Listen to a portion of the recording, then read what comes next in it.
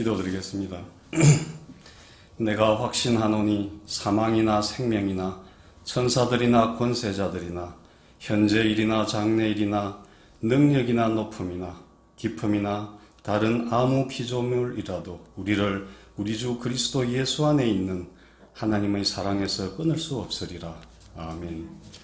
감사와 존귀를 받으실 하나님 아버지, 거룩한 주일을 맞아 하나님이 주신 이 예배의 공간에서 함께 기도하고 말씀 듣고 찬양하는 것이 얼마나 감사한지요. 이번 코로나 사태로 더욱 간절히 깨닫게 하시니 감사합니다.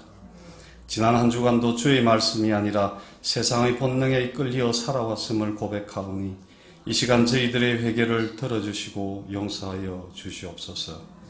또한 말씀의 거울로 저희를 비추시고 영혼을 가르치사 저희들의 삶 전체가 하나님 아버지를 향한 삶이 되게 하시고 주님을 저희의 희망과 위로로 삼게 하옵소서.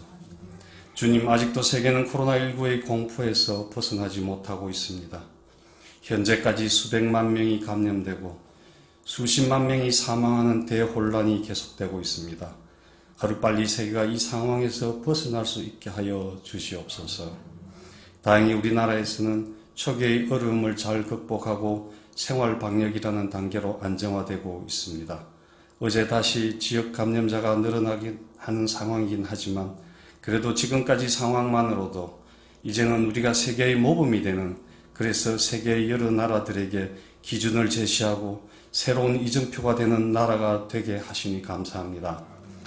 우리나라가 의료 방역의 최선진국임이 증명되었듯이 경제뿐 아니라 사회, 문화, 예술 등 많은 부분에서도 다른 나라들을 선도하고 있습니다. 주님, 그러나 바라옵기는 저희들은 무엇보다도 믿음에서 선진국이 될 수 있기를 기도합니다. 예수를 따른다고 하는 우리가 약자를 위하여 기도한다면서도 은연중에 그들을 멸시하지는 않는지, 우리와 생각이 다르다고 취향이 다르다는 이유로 누구를 정오하는 일은 없는지, 내가 잘되고 우리 교회만 잘되기를 기도하는 차원에 머무르고 있지는 않은지 돌아보게 하여 주시옵소서. 다른 부문들처럼 우리나라 교회들도 세계의 우르름을 받는 때가 속히 오게 은혜 내려 주시옵소서. 우리도 오늘 또 저희가 드리는 이 예배가 온 마음과 뜻과 힘을 다하여 드리는 예배가 되게 하여 주시옵고 우리 모두에게 성령으로 기름 부어 주셔서 참된 예배자로 하나님 앞에 서게 하여 주시옵소서. 이 시간 말씀 전하실 목사님 주의 놀라운 능력으로 함께 하셔서 저희들을 신령한 말씀으로 인도하는데 조금도 부족함 없게 하여 주시옵소서.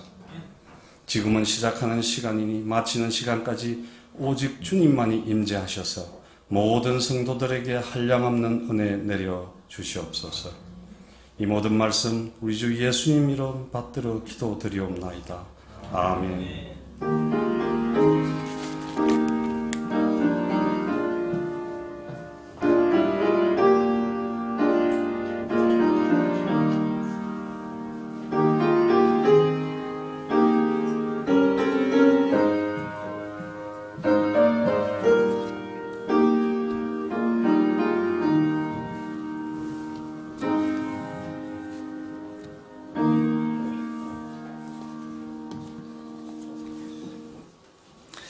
오늘 우리 주님의 말씀은 요한복음 5장 31절에서부터 마지막 47절까지 있는 말씀입니다.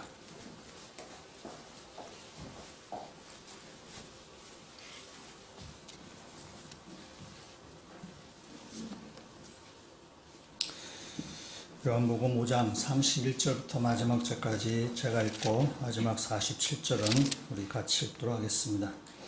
내가 아무것도 스스로 할 수 없노라. 듣는 대로 심판하노니 31절부터 보겠습니다. 내가 만일 나를 위하여 증언하면 내 증언은 참되지 아니하되 나를 위하여 증언하시는 이가 따로 있으니 나를 위하여 증언하시는 그 증언이 참인 줄 아노라. 너희가 요한에게 사람을 보내며 요한이 진리에 대하여 증언하였느니라. 그러나 나는 사람에게서 증언을 취하지 아니하노라. 다만 이 말을 하는 것은 너희로 구원을 받게 하려 함이니라. 요한은 켜서 비추이는 등불이라. 너희가 한때 그 빛에 즐거이 있기를 원하였거니와 내게는 요한의 증거보다 더 큰 증거가 있으니 아버지께서 내게 주사 이루게 하시는 역사 곧 내가 하는 그 역사가 아버지께서 나를 보내신 것을 나를 위하여 증언하는 것이요 또한 나를 보내신 아버지께서 친히 나를 위하여 증언하셨느니라. 너희는 아무 때에도 그 음성을 듣지 못하였고 그 형상을 보지 못하였으며 그 말씀이 너희 속에 거하지 아니하니 이는 그가 보내신 이를 믿지 아니함이라. 너희가 성경에서 영생을 얻는 줄 생각하고 성경을 연구하거니와 이 성경이 곧 내게 대하여 증언하는 것이니라. 그러나 너희가 영생을 얻기 위하여 내게 오기를 원하지 아니하노라. 나는 사람에게서 영광을 취하지 아니하노라. 다만 하나님을 사랑하는 것이 너희 속에 없음을 알았노라. 나는 내 아버지의 이름으로 왔음에 너희가 영접하지 아니하나 만일 다른 사람이 자기 이름으로 오면 영접하리라. 너희가 서로 영광을 취하고 유일하신 하나님께로부터 오는 영광을 구하지 아니하니 어찌 나를 믿을 수 있느냐. 내가 너희를 아버지께 고발할까 생각하지 말라. 너희를 고발하는 이가 있으니 곧 너희가 바라는 자 모세니라. 모세를 믿었더라면 또 나를 믿었으리니 이는 그가 내게 대하여 기록하였음이라. 그러나 그의 글도 믿지 아니하거든 어찌 내 말을 믿겠느냐 하시니라. 아멘. 말씀 한 구절 암송하고 설교를 하도록 하겠습니다. 요한복음 5장 24절 말씀 같이 암송하겠습니다. 내가 진실로 진실로 너희에게 이르노니 내 말을 듣고 또 나 보내신 이를 믿는 자는 영생을 얻었고 사망에 이르지 아니하나니 사망에서 생명으로 옮겼느니라. 아멘. 요한복음 심판이 그래서 제가 뭐라 그랬는지 모르겠다. 사망에서 여하튼 그렇습니다. 앞에서 잘 안 해집니다. 그 영상으로 예배드리는 오늘로 마지막으로 하려고 합니다. 다음 주부터 영상으로 제공하지 않게 됩니다. 그래도 혹시 여러분 가운데 또 열이 있거나 또 의심스러우면 그냥 가정에서 더 영상을 잘 제공하는 교회를 찾으셔서 예배 드릴 수 있을 것 같은 생각이 들기도 합니다. 오늘로서 영상 예배를 마지막으로 제공하려고 합니다. 제가 예수 전도단에서 훈련을 받고 터키로 선교여행을 간 적이 있습니다. 그게 2004년 정도 되는데 지금부터 한 16년 전입니다. 그때 터키로 선교여행을 가는데 터키까지 비행기가 제 기준 9시간, 한 10시간 이 정도 이렇게 걸린다고 제가 그때 알고 있었어요. 그래서 굉장히 오랜 시간 동안 비행기를 타기 때문에 비행기에서 내가 뭘 할까? 대체 그 시간 어떻게 보낼까 하는 것이 좀 고민거리였습니다. 그 좁은 공간에서 한 10시간 가까이 앉아있는다는 것은 고문에 가깝기 때문에 그 시간 어떻게 하면 내가 이렇게 잠자는 것도 한두 시간이지 어떻게 시간 보낼까라고 고민을 하다가 좀 재미난 책을 읽어야 되겠다라는 그게 생각을 들었습니다. 그래서 재미난 책이 뭐가 있을까 이렇게 하다가 딱 한 권을 발견했습니다. 뭔지 아실지 모르겠어요. 한번 맞춰보세요. 어떤 책이었는지. 2004년쯤 됐을까? 그때 한 2003년, 2004년에 베스트셀러가 있었습니다. 우리나라만이 아니라 전 세계적인 베스트셀러였습니다. 아시겠어요? 예, 두 번째 힌트. 네, 이 책은 영화로도 만들어졌습니다. 영화로도 만들어졌는데 그 영화가 상영될 때 기독교 일부 단체에서 한기총에서 영화 상영 반대를 했었습니다. 아시겠습니까? 여러분 기억도 잘 못하시는 거예요. 굉장한 베스트셀러였는데 지금 잘 기억도 못하세요. 다빈치 코드였습니다. 제가 이 다빈치 코드를 이제 2권을 사가지고 이제 비행기를 타서 비행기 이륙하자마자 책을 막 읽기 시작했습니다. 비행기가 한참 이렇게 운행 중에 사람들 좀 지겨워서 그 비행기 복도를 오락가락하면서 일행들과 서로 이야기도 하고 하여튼 그렇게 선도를 보내서 저는 꼼짝하지 않고 이렇게 책을 열심히 읽고 있었습니다. 저희 일행 중에 이제 사모님 중에 한 분이 저한테 오셔서 무슨 책을 이렇게 읽느냐고 이렇게 책을 이렇게 보더만 다빈치 코드예요. 목사님 순교행 가는데 이런 책 읽으셔도 돼요. 예, 제가 어버버버 했습니다. 제가 그 다음에 그게 비행기가 모스크바 공항에 이제 경유하게 됐습니다. 모스크바 공항에 내렸는데, 모스크바 공항, 뭐 지금 아주 좋아졌겠지만, 그때는 굉장히 어두웠습니다. 아주 너무 어두워서, 제가 불빛을 찾아서, 밝은 불빛이 있는데 찾아가서 계단에 쪼그리고 앉아서 책을 또 열심히 읽었습니다. 제가 학구파여서가 아니라 책이 재밌었기 때문에 그랬어요. 책이 재밌었기 때문에 열심히 읽었습니다. 그다음 다시 또 비행기를 타고 터키로 가는데, 비행기가 무슨 탈이 있었는지 아탈리아 공항, 성경을 치면 아탈리아, 아마 지금 현재 지금 안탈라 지금 그 공항에 잠시 머무르게 됐습니다. 우리 일행들이나 그 비행기 타는 사람들은 오랜 동안 시간이기 때문에 지치고 또 한밤중이기 때문에 그 소파에 앉아서 잠을 자고 있는데, 저는 또 열심히 또 불빛을 찾아서 저도 열심히 또 책을 읽었습니다. 제가 학구파서가 아니라 책이 재미있어서 그렇게 읽게 됐습니다. 선교 여행 동안에 저한테 별명이 생겼습니다. 박사였습니다. 박사방이 아니고 박사였습니다. 왜냐하면은 비행기에서든 공항에서든 뭐 틈만 나면은 쉬지 않고 막 책을 읽으니까 사람들 굉장히 학구파로 여기고 뭐 그렇게 별명을 붙였습니다. 근데 제가 학구파가 아니라 책이 재밌어서 그랬어요. 한 번 책을 딱 잡으니까 그 다빈치 코드가 눈 뜰 새 없이 정말 재미있게 잘 읽히는 책이었어요. 그러니까 베스트셀러가 됐을 것입니다. 그 다빈치 코드는 뭐 특별한 내용이 있는 것은 아닙니다. 그냥 미스터리 추리물입니다. 근데 그것이 영화로 상영될 때 이 기독교 교단에서 좀 우려의 목소리를 냈습니다. 왜냐하면 그 내용 중에 예수님의 신성을 부인하는 내용들이 그냥 좀 담겨져 있기 때문에 그렇습니다. 레오나르도 다빈치가 그랬던 최후의 만찬에 12제자가 나오는데, 그 중에 요한이 여자다. 여자고, 그래서 이 여자가 막달라 마리아다. 그래서 예수님과 막달라 마리아가 결혼을 했는데, 그 사이에서 여자아이가 낳고, 이 여자아이가 프랑스의 그 메로빙거 왕조의 조상이었다. 아마 그런 내용들이 이렇게 나오게 되는 것입니다. 그래서 기독교 입장에서 받아들이기 참 어려운 내용이 담겨져 있는데, 그것이 막 베스트셀러가 되고 영화로 만들고 하니까 기독교 입장에서는 좀 수용이 좀 어려웠었습니다. 당시엔 베스트셀러였어요. 그러나 여러분 잘 기억하지 못하듯이 지금 별로 이렇게 사람의 기억조차 희미해져가는 그런 내용이죠. 그러니까 그건 뭐냐면 그 안에 내용이 다 엉터리 같은 말도 안 되는 내용을 담고 있다라는 뜻입니다. 이 다빈치 코드가 대중적인 성공을 거두게 된 이유는 사람들의, 물론 그 재미가 있는 건데, 그 재미를 유발하게 하는 그 사람의 궁금증을 유발하는 것이 있습니다. 뭐냐면은 사람들은 이 예수님의 실존에 대해서 좀 의심을 하거나 부정을 하고 싶은 그런 이제 생각들이 우리 가운데 있는데, 그것을 이렇게 건드려온 것이죠. 그래서 건드려서 그 다음에 거기다 미스터리 추리물을 이렇게 첨가해서 아주 재밌게 만든 책이었어요. 지금은 사람들 기초 다 희미해져가 잊혀져가는 책이지만은, 그건 앞으로도 이런 류의 책이나 영화나 또 여러 가지 문화 활동들은 끊임없이 나올 것입니다. 그건 예수님이 이 땅에 있으셨을 때부터 현재까지 예수님의 실존을 부정하고 의심하는 도전은 계속해서 이어지고 있기 때문에 그렇습니다. 앞으로도 이런 유의 이야기들은 계속해서 우리 가운데 나타나게 될 것입니다. 예수님의 실존을 의심하는 거죠. 예수님이 과연 살아있던 사람인가? 예수님이 과연 실존 인물인가?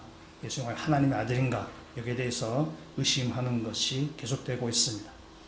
오늘 우리가 요한복음의 말씀을 계속 보고 있는데, 요한복음도 일종의 예수 그리스도를 부인하는 것에 대한, 거기에 대한 변증서가 바로 요한복음이라고 말씀드릴 수 있습니다.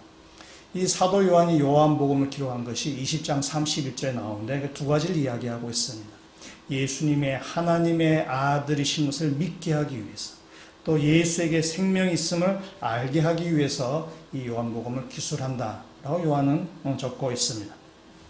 오늘 우리가 일단 읽은 말씀도 마찬가지로 예수 그리스도가 하나님의 아들이신 것을 증명하는 그 내용이 오늘 읽었던 우리 본문에 지금 나오고 있습니다. 오늘 이 본문을 제가 오늘과 다음 주에 두 번에 걸쳐서 우리가 설교를 제가 하려고 합니다. 오늘 본문 읽었던 말씀에 쭉 보면은 많이 나오는 단어가 바로 증언이라는 단어가 많이 나옵니다. 증언이라는 말이 많이 쓰이는 장소는 재판정입니다. 그 재판정에서 이렇게 증언도 나오고 증거도 이렇게 나오게 됩니다. 이 법정은 객관적이고 굉장히 확실한 증거 자료를 요구합니다. 증인이나 증거물 없이 신증만으로는 피의자를 기소할 수가 없습니다. 증인이 있어야 되고 증거물이 있어야 됩니다. 이것은 어느 사회나 통용되는 재판정의 가장 기본적인 원칙입니다. 오늘 예수님은, 이 사도 요한은 또 거기에 빗대어서 예수님이 하나님의 아들 되심을 지금 증언하고자 합니다. 31절에 있는 말씀을 먼저 보시면은 이렇게 지금 이야기하고 있습니다. 같이 한번 읽어보도록 하겠습니다. 내가 만일 나를 위하여 증언하면 내 증언은 참되지 아니하되. 이 말은 뭐냐? 예수님이 스스로 증언하지 않겠다는 것입니다. 사람이 자기 스스로 자기를 증언한다면은 그건 별로 설득력이 있지 않을 것입니다. 그러니까 예수님께서 지금 자신을 위해서 증언하지 않겠다고 얘기합니다. 그렇지만 이미 예수님은 앞에 이 5장 사건을 쭉 지나시면서 19절부터 30절까지 있는 말씀에 이미 자신을 길게 변호하셨습니다. 안식일에 병자를 고치시면서 예수님이 말씀하셨어요. 내 아버지께서 일하시니 나도 일한다라고. 안식일의 의미가 뭔지를 알려주기 위해서 이 땅에 죄로 인해서 사망 가운데 있는 우리들에게 영원한 생명의 길로, 참된 안식일로 인도하는 그것이 바로 예수님의 사명이라는 것을 보여주기 위해서 예수님이 길게 자신에 대해서 변호를 쭉 하고 있었습니다. 그리고 나서 예수님은 자신을 변호를 하고 증언을 하시는데, 물론 예수님이 증거가 있어야만, 증언이 있어야만 하나님의 아들이 되실 수 있는 그런 분은 아닙니다. 증언이 없이도, 증거가 없이도 예수님 하나님의 아들이십니다. 그럼에도 불구하고 지금 예수님이 증언하시겠다는 이야기는 그냥 일반적인 어떤 용법으로 유대인들에 대해서 자신을 증언하는 어떤 법적인 그런 용어를 도입하셔서 자신을 증명하시겠다고 하시는 것입니다. 그래서 스스로 증명하지 않겠다라고 하시면서 32절에 이렇게 이야기합니다. 나를 위하여 증언하신 이가 따로 있으니 나를 위하여 증언하신 그 증언이 참인 줄 아노라. 여기에 나를 위하여 증언하신 이는 바로 하나님을 이야기합니다. 하나님이 나를 위해서 증언하신다라고 하면서 이제 하나님 증언하신데 33절 이하에 몇 가지 나눌 수 있지만은 세 가지 정도로 나눠서 세 가지 증언으로 말씀드리고자 합니다. 그러니까 뒤에 나오는 이 세 가지 증언은 나를 위하여 증언하시니 하나님의 공증을 받은 세 가지 증언이라고 말씀드릴 수 있습니다. 그 중에 첫 번째가 바로 33절에 있는 말씀입니다. 33절 말씀 그럼 같이 한번 읽도록 하겠습니다. 너희가 요한에게 사람을 보내매 요한이 진리에 대하여 증언하였느니라. 아멘. 예수님의 하나님의 아들 되심을 첫 번째 증언하는 것은 바로 세례 요한의 증언입니다. 세례 요한이 이 땅에 왔을 때에 사람들에게 굉장히 인기가 있었습니다. 사람들이 세례 요한을 존경했고 또 세례 요한에 대한 기대도 가지고 있었습니다. 세례 요한은 당시의 종교 지도자들하고는 좀 다른 모습이었습니다. 세례 요한은 제사장 그룹 출신이지만은 화려한 예루살렘 성전에 거하지 아니하고 광야에서 홀로 지내고 있었습니다. 그러니까 기득권자와 같이 지내는 것이 아니라 광야에서 일반 백성들과 함께 또한 광야에서 혼자 세례 요한은 지내고 있었고, 종교 지도자들의 타락, 그다음에 유대교의 위선, 그들의 허위의식을 가차없이 비판을 하고 지적을 합니다. 여기에 대해서 백성들은 굉장히 세례 요한을 환호하게 됩니다. 세례 요한이 사람들에게 인기를 많이 얻게 되는 것이죠. 세례 요한 인기를 많이 얻게 되지만은, 그러나 세례 요한은 사람이 인기를 얻고 자신이 무엇이 된 것이냐 착각하지 아니하고 자신의 역할을 충실하게 감당한 것이 바로 세례 요한입니다. 세례 요한은 자신을 나는 광야에서 외친 자의 소리다. 나는 메시아가 아니다. 내 뒤에 오신 이가 메시아다. 나는 그냥 소리에 불과하다. 내 뒤에 참된 분이 오신다. 그리고 예수님이 지나가실 때에 예수님을 보시고 말씀하시죠. 보라, 세상 죄를 지고 가는 하나님의 어린 양이다. 그래서 예수님의 메시아 되심을 세례 요한은 증언하게 됩니다. 그러니까 세례 요한은 빛이 아니고 빛을 비추는 등불의 역할을 감당한 것입니다. 메시아기를 예비하는 것이 바로 세례 요한의 사명이었습니다. 세례 요한이 예수님을 증언하지만은 그렇다고 예수님이 세례 요한이 증언해야만 예수님의 하나님의 아들이라는 사실이 밝혀지는 것은 아닙니다. 세례 요한이 증언해야만 예수님의 사역이 승패가 좌우되는 것은 아닙니다. 세례 요한의 증언과 관계없이 예수님은 하나님의 아들이십니다. 그럼에도 불구하고 예수님께서 지금 세례 요한의 증언을 언급하신 이유는 34절에 이렇게 이야기하고 있습니다. 우리 34절 말씀 같이 읽겠습니다. 그러나 나는 사람에게서 증언을 취하지 아니하노라. 다만 이 말을 하는 것은 너희로 구원을 받게 하려 함이니라. 아멘. 예수님께서 세례 요한의 증언을 언급하는 이유는 뭐냐? 우리로 구원을 얻게 하기 위함이다 라는 것입니다. 요한은 예수님께로 나아가는 다리 역할을 한 것이 바로 세례 요한의 사명이고 그 역할입니다. 35절에 요한을 이렇게 이야기하고 있습니다. 요한은 켜서 비추이는 등불이다 라고 지금 그렇게 이야기하고 있습니다. 요한은 등불입니다. 자신을 켜서 자신을 불태워서 지금 빛을 내는 등불입니다. 이 어두운 세상에 자신을 불태워서 빛을 내어서 참 빛이신 참 생명이신 예수에게로 인도하는 것이 바로 세례 요한입니다. 세례 요한만 자신을 불태워서 예수를 밝히 비추는 것이 아니라 성경에 나오는 수많은 우리의 믿음의 선지인들이 자신을 불태워서 예수께로 인도합니다. 교회사에 나오는 수많은 우리의 믿음의 선배들이 자신을 불태워서 예수의 구원자 되심을 세상 가운데 증언하게 됩니다. 제가 아는 일본 선교사님이 계시는데, 일본에서 선교하시는 분이 계시는데, 이분이 우리나라에 안식년에 들어왔을 때 후쿠시마 원전 사고가 일어나게 됐었습니다. 또 사람들이 다 후쿠시마를 다 빠져나가는 과정 가운데 이분 안식년이 끝나고 나서 다시 후쿠시마로 다시 들어가게 됩니다. 사람들 그렇게 하지 않죠. 우리들도 농담 삼아서 고리 원전하고 멀리 살아야 된다. 우리도 농담 그렇게 하는 거죠. 그래서 그 후쿠시마 원전 사람들이 다 빠져나오는데 이 부분은 그 후쿠시마 원전으로 이렇게 들어갑니다. 일본 사람들이 의아해 생각했어요. 다 빠져나가는데 당신은 왜 이곳으로 들어오는지 모르겠다라고 굉장히 이해하기 어렵다고 얘기하는 거죠. 그러나 그 선교사님 부분은 자신을 불태우는 것입니다. 자신을 불태워서 예수 그리스도가 우리의 구원자 되심을, 그가 생각하는 일본 사람들에게 예수 그리스도가 우리의 참빛이신 것을 자신을 불태워서 증언한다는 것입니다. 세례 요한만이 아니라 성경에 나오는 수많은 우리의 믿음의 선지인들이, 교회사에 나오는 또 우리가 동시대를 살아오는 많은 수많은 그리스도인들이 세례 요한처럼 자신을 불태워서 예수 그리스도의 구원자 되심을 증언하는데 살아갔다는 사실 우리가 기억하셔서 우리 역시 자신을 불태워서 예수 그리스도의 참빛 되심을, 하나님의 아들 되심을, 생명 되심을 증언하는 삶을 살아가시는 주의 백성들 되시기를 축원합니다. 예수님이 하나님의 아들이심을 증언하는 두 번째가 있는데 36절에 있는 말씀입니다. 우리 36절 말씀 같이 읽도록 하겠습니다.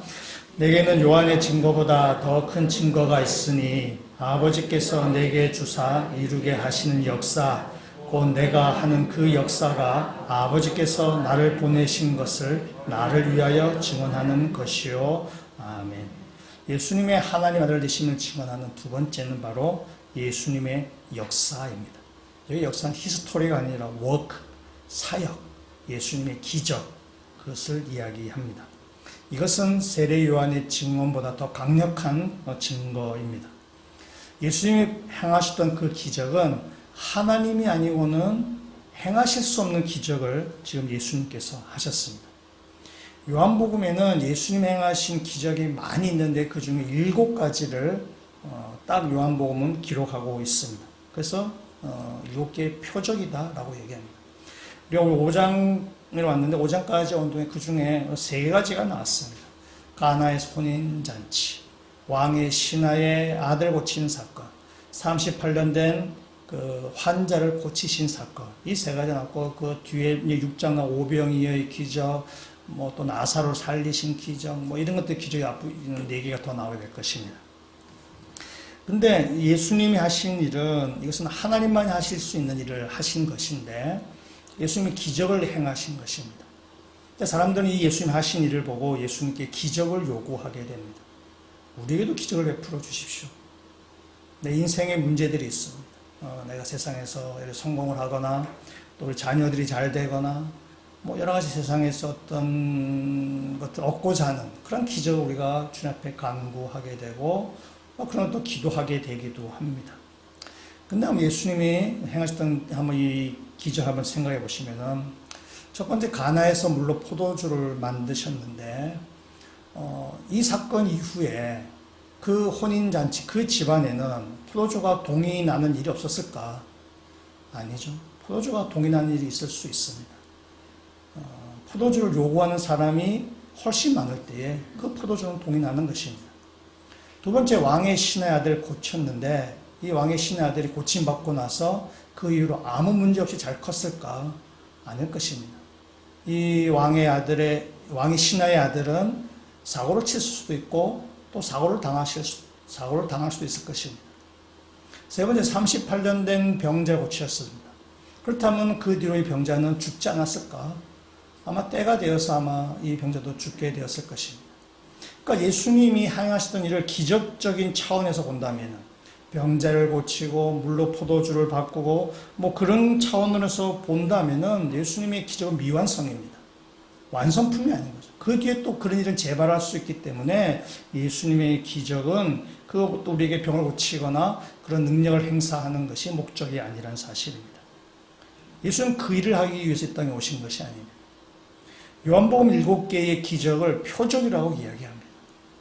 앞서 다 말씀드렸지만 표적은 사인입니다. 그것이 뜻하는 바가 있다는 것입니다. 단지 병자를 고치거나 단지 놀라운 일을 행하신 그것이 목적이 아니라 그 기적을 통해서 보여주는 그 뜻, 이것이 하나의 표적이 된다는 것이죠. 그래서 요한복음에는 7개의 표적, 물론 요한복음만 아니라 복음서에 나오는 다 기적들도 다 마찬가지지만은 이 7개의 표적의 목적은 바로 십자가의 부활입니다. 다시 말하면은 7개의 표적은 다 십자가와 부활을 그 안에 다 담고 있다는 뜻이 되는 것입니다. 이것은 하나님만이 하실 수 있는 능력의 일입니다. 기적은 기독교에만 있지 않습니다. 기독교는 다른 종교도 얼마든지 있습니다. 여러분이 기적을 원한다면, 병이 낫기를 원하거나, 여러분이 뭐 세상에서 복을 받기를 원하거나, 세상에서 출세를 하기를 원하거나, 세상에서 어떤 나 욕망을 채우기를 원한다면은 교회 안 오셔도 됩니다. 다른 종교에 가셔도 되고, 다른 영빨 센 사람한테 가셔도 충분히 그런 다 얻을 수 있습니다. 기독교는 우리의 가운데 세상의 어떤 그 물질적인 복을 주기 위해서 주님께서 이 땅에 오시고 하나님께서 우리에게 그것을 채워주시겠다고 말씀하시는 것이 아닙니다. 주님 우리에게 십자가와 부활입니다. 우리가 죄로 인해 다 죽고 주님 십자가의 죽으심으로 해서 우리가 다 죄가 용서함 받고 예수님 부활하심을 통해서 우리는 새롭게 태어난 것입니다. 이제 우리는 옛습관을 벗어버리고 죄된 생활을 벗어버리고 이제는 내 안에 예수 그리스도가 사는 삶, 그것이 바로 하나님께서 우리를 구원하신 십자가와 부활의 사건이라는 사실입니다. 때문에 예수님이 증언, 하나님의 아들이심을 증언한 두 번째, 이것은 예수님의 사역, 예수님의 기적인데 그 기적만 여기 보는 것이 아니라 기적만 우리가 보게 된다면 예수님을 오해하게 되는 것이죠. 그 기적이 말하는 바, 그 표적의 뜻하는 바를 우리가 알아야만 예수님이 하나님의 아들이시라는 사실, 나의 죄를 용서하시고 나를 새 창조하셔서 하나님의 거룩한 백성으로 만들어 가시겠다는 하나님의 그 뜻을 우리가 깨닫게 된다는 사실입니다. 여러분이 예수를 제대로 아시는 믿음의 성도가 되셨으면 좋겠습니다. 세 번째 예수님의 하나님의 아들이심을 증언하는 세 번째 증언은 39절에 있는 말씀인데 우리 39절에 있는 말씀도 같이 한번 읽도록 하겠습니다. 너희가 성경에서 영생을 얻는 줄 생각하고 성경을 연구하거니와 이 성경이 곧 내게 대하여 증언하는 것이니라. 아멘. 여기서 말하는 성경은 구약 성경입니다. 아직 신약 성경이 나오지 않을 때입니다. 그러니까 구약 성경에는 예수님에 대한 예언들이 많이 나옵니다. 그리고 그 예언의 말씀을 따라가다 보면은 영생에 이른다라는 사실입니다. 다시 오늘 본문에 있어서 예수님의 하나님의 아들 되심을 증언하는 세 가지를 다시 한번 생각해 보시면은 첫 번째가 세례 요한의 증언인데 우리는 오늘 이 세례 요한의 증언을 들을 수는 없습니다. 이미 다 죽은 사람이기 때문에 그렇습니다. 두 번째, 예수님의 기적인데 우리는 역시 예수님의 기적을 우리는 직접 경험할 수는 없습니다. 그래서 이 첫 번째와 두 번째, 세례 요한의 증언과 예수님의 이 기적을 우리가 직접 경험할 수는 없지만 그러나 이것은 신약 성경에 이미 다 기록되어 있습니다. 세 번째, 이 구약의 예언, 하나님의 그 구약의 예언인데 우리들이 구약을 읽다가 여기 보면은 그 예수 그리스도를 예언하는 내용들이 쭉 나오는데 우리가 구약만 읽어서는 이것이 예수님을 예표하는 것이라고 우리가 이해하기가 참 어렵습니다. 신약이 있어야만 됩니다. 신약의 조명 아래 구약을 읽어야만 이것이 예수님을 예표한다는 사실을 우리가 알게 됩니다. 다시 말씀드리면 이런 것입니다. 우리에게 지금 신구약 성경이 주어져 있는데 이것은 뭐냐? 우리의 신구약 이 성경이 주어졌다는 의미는 뭐냐면은 예수 그리스도가 하나님의 아들이시라는 증언을 우리가 가지고 있는 셈이 된다는 뜻입니다.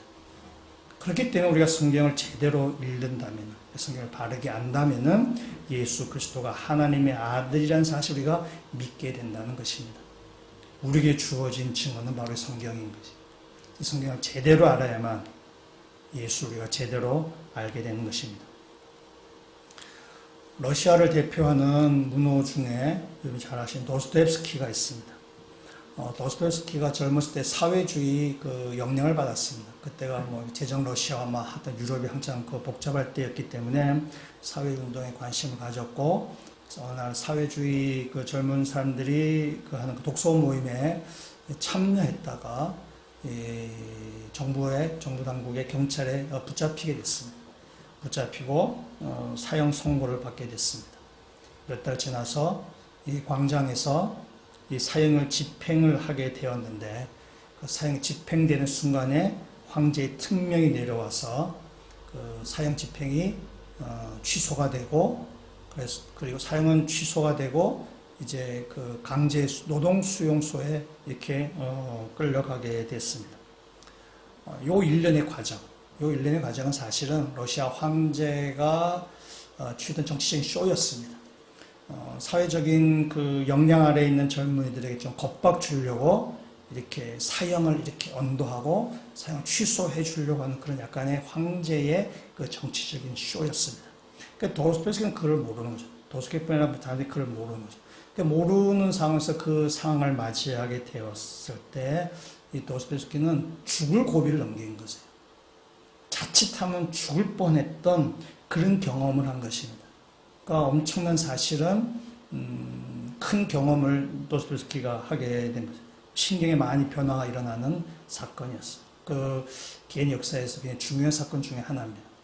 그러고 나서 이제 그 강제 수용소에 이제 가게 되는데 기차를 타고 이렇게 가는 중에 잠깐 여기에 이렇게 머무르게 잠깐 정차하게 되었습니다. 그때 거기 수용소에 끌려가는 그 죄수들의 부인들이 여기 이제 이 죄수들을 방문하게 되었고 그 중에 한 부인이 작은 책을 그 죄수에게 전달해 줬습니다. 그 작은 책이 이렇게 돌고 돌아서 도스토옙스키 손에까지 들어오게 됐습니다. 그것은 바로 신약 성경이었습니다. 그러니까 노동 수용소에서 도스토옙스키가 그 신약 성경을 읽고 계속해서 읽었습니다. 계속해서 읽고 나서 도스토옙스키가 아주 유명한 고백을 하게 되는데 이런 고백을 하게 됩니다. 누군가가 내게 그리스도는 진리가 아니라고 말한다 하더라도 나는 그리스도와 함께 있고 싶다. 나는 진리보다도 예수 함께 있고 싶다. 예수님이 진리인지 아닌지는 지금 내게 중요하지 않다. 중요한 것은 내가 신약을 읽다가 만난 그 예수와 함께 살고 싶다는 사실이다. 그런 수용소에서 4년 동안 거기 있다가 풀려나서 그 뒤에 나오는 작품들, 우리가 잘 아는 죄와벌, 까라마고 부자 형제들, 백치, 악령 이런 것들입니다. 그러니까 도스토옙스키가 신약 성경 읽다가 예수를 만난 것입니다. 그것이 그의 작품 가운데 반영되어 있습니다. 그러니까 성경은 예수 그리스도가 하나님의 아들이라는 사실을 증언하고 있습니다. 우리가 성경을 제대로 우리가 읽는다면 예수 그리스도를 우리가 제대로 알게 된다는 사실입니다.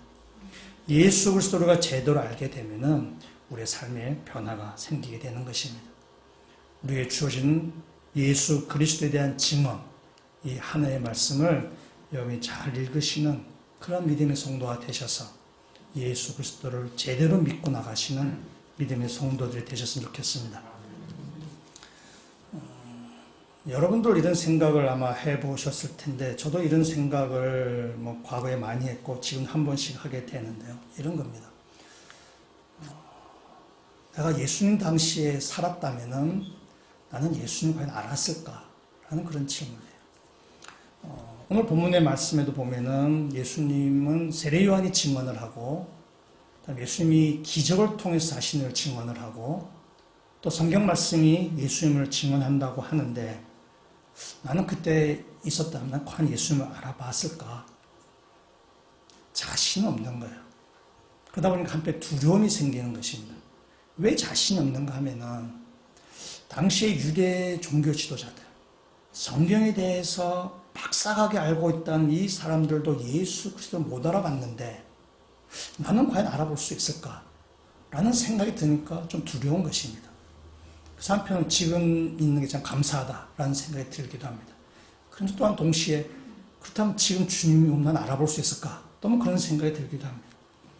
예수님이 계셨을 때 내가 그 시대에 살았다면 나는 정말 예수님을 알아볼 수 있을까? 예수님은 하나님의 아들로 나는 믿었을까? 라는 그런 생각을 한번 하게 되는데, 주님은 오늘 본문에 이렇게 지금 말씀하고 계시는데 37절 앞부분의 본문 이렇게 얘기하고 있습니다. 또한 나를 보내신 아버지께서 친히 나를 위해 증언하셨느니라. 그러니까 하나님께서 예수님을 지금 증언했다라고 지금 말씀하고 있습니다.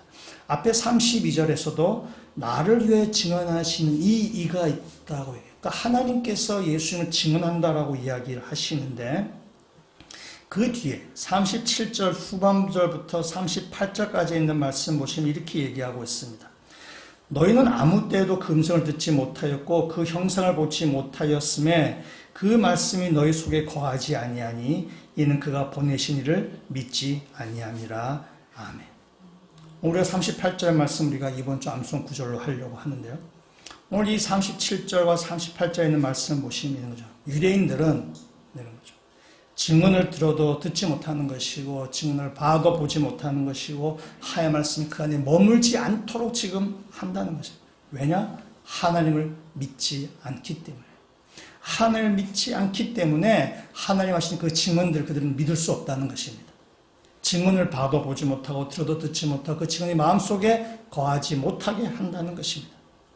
그러니까 유대 종교 지도자들은 자신들이 보고 싶은 것만, 듣고 싶은 것만, 그때 믿고 싶은 것만 믿었다는 것입니다.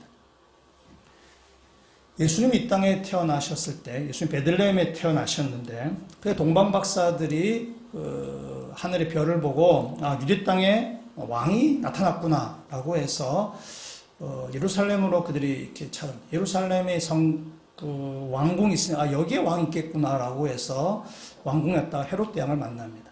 헤롯 왕이 얘기하죠. 여기에 지금 왕이 태어났는데 어디 있을까요? 헤롯 왕이 당황을 한 거죠. 아니 내 말도 누가 왕이 있는데? 라고 해서 대제사장과 서기관들을 부릅니다. 야, 지금 여기에 우리나라에 왕이 있다고 하는데 이게 어떻게 된 거야? 알아봐. 대제사장과 서기관이 이야기합니다. 성경에 따르면 베들레헴에서 왕이 태어난다고 합니다. 라고 얘기해 줍니다. 그러니까 지금 대제사장과 서기관들은 베들레헴에서 메시아가 태어난다는 사실을 구약 성경을 통해서 그들은 알고 있습니다. 성경에 대한 지식이 있는 거예요. 그러나 그들은 베들레헴의 왕을 맞이하러 가지 않습니다. 메시아가 온다는 것은 알고 있지만은 그러나 그 메시아를 그들 받을 마음의 준비가 안 되는 것입니다. 그 유대 종교 지도자들은 지금 예루살렘의 그 궁정에서 기득권을 가지고 그들은 뭔가 계속해서 출세한 가운데 있습니다. 그것을 놓치고 싶지 않은 것입니다. 그들 가운데 하나님을 믿는 것이 아니라 그들의 자리를 지키고 싶어 하는 것입니다. 성경에 대한 지식은 많이 있었지만은 그러나 하나님을 믿지 않았는 것입니다. 오늘도 마찬가지일 수 있습니다. 우리가 성경에 대한 지식은 많이 있지만은 하나님을 믿지 않는다면은 성경에서 말하는 그 많은 증언들은 우리는 믿을 수 없게 되는 것입니다. 그러나 우리가 하나님을 믿는다면은 오늘 이 시대에 살다 예수님 당시의 시대에 살다 하나님을 믿는다면은 하나님께서 보여주신 그 증언을 통해서 예수 그리스도가 하나님의 아들이라는 사실을 우리에게 생명을 가져다 주신다는 사실을 우리는 믿게 될 것이라는 사실입니다. 우리가 믿어지는 것은 사실은 하나님의 은혜입니다. 하나님께서 우리한테 그 믿는 마음을 주셨기 때문에 내가 하나님을 믿게 되는 것이고 예수 그리스도 우리가 믿게 되는 것입니다. 하나님의 은혜이고 하나님의 선물입니다. 그럼에도 우리가 하나님의 그 예수 그리스도 우리가 더 잘 믿기 위해서 우리가 뭔가 좀 표현이 뭐하지만 준비한다고 하려나 우리 어떤 자세를 취하면 좋을까 라는 생각을 해보게 되는데요. 며칠 전에 국회의원 선거가 있었습니다. 국회의원 선거가 있었는데 그 중에는 당선된 사람도 있고 또 낙선된 사람도 있습니다. 작은 표 차이로 당선된 사람은 굉장히 기분 좋겠지만은 작은 표 차이로 낙선된 사람은 마음이 굉장히 쓰라릴 것입니다. 그 결과를 받아들이기가 이렇게 만만치 않을 것입니다. 그 결과를 참 이렇게 수용하기가 힘들 거라는 생각이 듭니다. 그래서 어떤 후보는 그 결과를 인정하지 않고 이 선거 부정선거다라고 해서 선관위에 재검표를 171표 차로 낙선한 후보가 있습니다. 제일 적은 표차를. 이 분이 얼마나 마음이 쓰라 되겠어요. 171표면은 이건 한번 재검표하고 싶은 마음이 아마 들 것입니다. 그래서 이분이 재검표를 요구했습니다. 선관위에. 그리고 그 다음 날인가 며칠 뒤에 그거를 재검표 요청을 취소하고 그 결과를 받아들이기로 했습니다. 그러면서 자신의 그 감정, 생각들을 페이스북에 글을 올렸습니다. 이렇게 올렸습니다. 재검표를 당당히 포기하겠다. 후보의 눈에는 모든 것이 불공정해 보인다. 저도 그 후보의 눈에서 벗어나지 못한 것 같다. 뒤집을 수 있다는 생각도 했지만 후보의 삐뚤어진 눈 때문이었다. 제 눈과 머리를 다시 제자리로 돌리고 보니 제 판단은 착오였다. 참 멋진 고백이라고 생각이 듭니다. 쓰라린 마음이지만 그러나 그 결과를 받아들이는 거죠. 이분의 표현에 의하면 그 결과를 받아들이기 힘든 게 뭐냐면 삐뚤어진 눈 때문에 판단력을 잃었다는 것이에요. 그러다가 다시 정신 차리고 제자리로 돌아와 보니까 내 판단이 착오였다라고 지금 이야기하는 것이죠. 삐뚤어진 눈을 좀 다른 말로 우리가 얘기하자 하면 욕심이라고 얘기할 수 있습니다. 욕망인 것이죠. 때문에 욕심이 있고 욕망이 있으면은 이게 봐도 못 보고 들어도 듣지 못하는 것입니다. 판단력을 잃어버리는 것입니다. 신앙생활도 마찬가지예요. 욕심이 가득 차 있으면은 내 욕망으로 내가 채워져 있으면은 그 마음에 하나님을 담아낼 수가 없는 것입니다. 이 욕심과 세상 욕망을 좀 이렇게 덜어내야만 이 가운데 우리가 하나님에 대한 믿음이 생기게 되는 것이고 하나님의 말씀이 내 안에 들어오게 되는 것이고 하나님의 음성을 들어도 내가 듣게 되는 것이고 하나님의 말씀을 봐도 우리가 봐지게 된다는 사실입니다. 유대 종교 지도자들이 예수님을 보면서도 그들 가운데 그들의 욕망 때문에 욕심 때문에 눈이 어두워서 예수 그리스도가 하나님의 아들인 것을 그들은 믿지 못하고 보지 못한 것입니다. 오늘 시대를 살아가면서 우리 안에 있는 욕심과 욕망을 벗어버려야만 하나님을 믿게 된다는 사실입니다. 예수님이 오늘 이 본문의 오늘 요한복음 5장의 말씀에서 예수님의 하나님의 아들 되심을 세 가지로 지금 증언합니다. 세례 요한의 증언을 통해서 또한 예수님의 기적을 행하심을 통해서 또 성경 말씀을 통해서 예수님의 하나님의 아들이심을 지금 증언합니다. 이것은 이렇게도 말할 수 있습니다. 야, 이렇게도 증언하는데 너 믿지 못하겠니? 라는 그런 뜻으로도 우리는 읽을 수 있습니다. 예수님이 하나님의 아들이라는 증언은 차고도 넘칩니다. 그러나 하나님을 믿지 않는 사람에게는 그 수많은 증언과 증거들을 봐도 보지 못하고 들어도 듣지 못하고 믿지 못하는 것입니다. 그러나 하나님을 믿는다면 예수에게 생명이 있음을 믿고 예수님을 따라가는 삶을 살게 되는 것입니다. 오늘 이 자리에 우리가 예수 그리스도를 우리의 구원자로 하나님 아들로 다 믿고 계시지만 아직도 그것이 잘 믿어지지 않는 사람에게는 하나님 은혜가 여러분 가운데 이 시간 넘치기를 주의 이름으로 축원합니다. 하나님 믿는 믿음으로 그래서 예수 그리스도가 우리의 구원자 되심을 우리에게 참 빛이 참 생명을 가져다 주신 분임을 믿고 이 땅 가운데 살아가는 주의 백성들 다 되시기를 주의 이름으로 축원합니다. 같이 한번 기도드리시겠습니다. 세상은 예수를 부정하고 예수님께서 우리의 구원자 되심을 믿지 않으려고 합니다. 그러나 주님께서 우리 가운데 은혜 베푸셔서 우리가 하나님을 믿게 하여 주시고 또 예수님의 하나님의 아들 되시고 우리 가운데 생명을 주시는 분임을 믿게 하여 주심을 감사드립니다. 그 모든 것이 주님의 은혜인 것을 우리가 감사하게 생각합니다. 하나님 우리 공동체를 불쌍히 여겨주셔서 우리 공동체 속한 모든 사람들에게 하나님 은혜를 내려주시옵소서. 하나님을 믿는 자들이 되게 하여 주시고 예수님을 믿는 자가 되게 하여 주시옵소서. 그래서 우리 남은 인생 예수 그리스도의 증인으로 사는 자가 되게 하여 주시고 우리 남은 인생 주님을 위해서 불태워서 생명이신 예수를 비추는 그 인생으로 살아갈 수 있도록 주님 은혜 내려 주시옵소서. 예수 그리스도의 이름으로 기도합니다. 아멘.